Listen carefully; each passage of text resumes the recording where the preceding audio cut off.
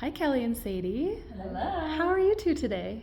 Great. Fabulous. We're in Mexico City. In Mexico City, yeah. Yeah, I mean, how much better can it get? We're all together. Anytime the whole team can get together, it's a delight because we all live all over the world. Yeah. And we don't see each other that often, especially in a group setting. Like I might see some individuals here or there, but to have a group of people together is a real treat. It's a treasure. Yeah, absolutely. Well, should we just get into some questions Yeah, that we go think on. our community would like to know about? All right, let's do Yes. it. So, what is it about the state of trauma therapy today that really makes you passionate about not just EMDR in general, but what the potential and possibilities are for the EMDR Pressy and EMDR IGTP and the Assist, some of the programs we offer at Scaling Up? I think something that's happening in our field, which has its pros and cons, is that there's a lot of innovation happening. There's a lot of new protocols coming out, new interventions coming out, which is great as long as there's research behind it, which there is not for all of them. So I think people should be checking on that before they start implementing all of these new things. But I think what also can happen is that it feels really overwhelming for clinicians because they feel like they need to be a specialist in everything. They need to know how to do everything. They get overwhelmed. They're constantly spending time and money in trainings. They may not always be implementing them. And I think that's kind of a pro and a con that we're seeing that is a struggle for a lot of trauma therapists, like which intervention do I do? You get into the EMDR world, you have all these adaptations once you're in there, and it's even overwhelming once you get into the EMDR world and you're already a little bit specialized. Right. And Yeah. exactly. I think there are two things that a lot of my consultees who are just finishing basic training talk to me a lot about, and that's how do I navigate all of the advanced trainings? Where do I start? What do I need? Where do I start? What's the most important to start with now? And then the other question that I get a lot is, how do I treatment plan and how do I take what I learned in my basic training and really apply that to comprehensive treatment for my clients that I'm seeing?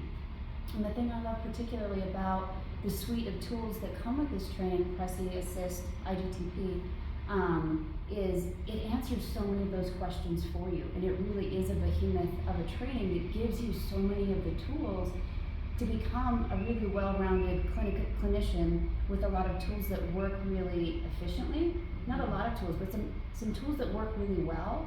So you don't need the whole plethora of everything that's out there. And so it really makes it a lot less overwhelming for people right out of basic training. Yeah, tons of people are like, oh, I get it now. This is filling the gap. It's like filling in these pieces from the basic training that we're missing for them. And the basic training is so overwhelming that you finish and you're like, it's a lot, and you don't remember everything that you learned. You kind of are like, okay, I've got the protocols and I did the practicum, and now I'm going to try it with clients even though I'm scared. Right. And we've heard people call this training the part 3 because it really like fills in that learning gap and that knowledge, and there's a lot of epiphanies and aha moments of like it really sinking in. Even though you're learning new adapted protocols as well, the theory kind of fills in those gaps, I think, for people. It blends it all together, so Yeah. they don't have those gaps in how do I treatment plan, how do I provide these tools. They see the power of EMDR in their basic training, and they see the effect that it can have. So then they get excited and they want to apply it, but then they feel overwhelmed with the best way to do that. And these tools really help you take the power of EMDR and then start to feel competent and capable, and like you really know what you're doing pretty quickly. Because again, it feels like the part 3 blends it all together with some really powerful tools. It also encompasses, I would say, the majority of what most therapists will see in their office. Yeah. So when you're thinking about early intervention, recent events, so that's a lot of clients, ongoing traumatic stress, which is probably The rest the of your majority of clients. Yes. And if it's not ongoing traumatic stress, it's probably prolonged adverse experiences, Yeah. which is when it's not still happening now, but maybe it happened for a period of 5 years, 10 years ago. You know, it happened it's not a one-off incident. And so when you think about all of your caseload, I would assume that the majority of them are going to fall into one of those categories.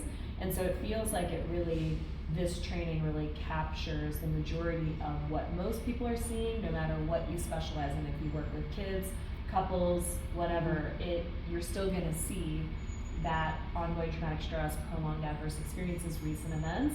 And so it's a great thing to do. And then also, if there's other specialties you want to do on top of that, you can still integrate them all.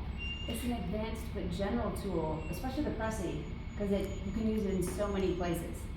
It almost sounds like what is happening is this suite of protocols is taking therapists from this frazzled, frenzied, overwhelmed state of, in order for me to be a good trauma therapist, I have to know 24 advanced protocols.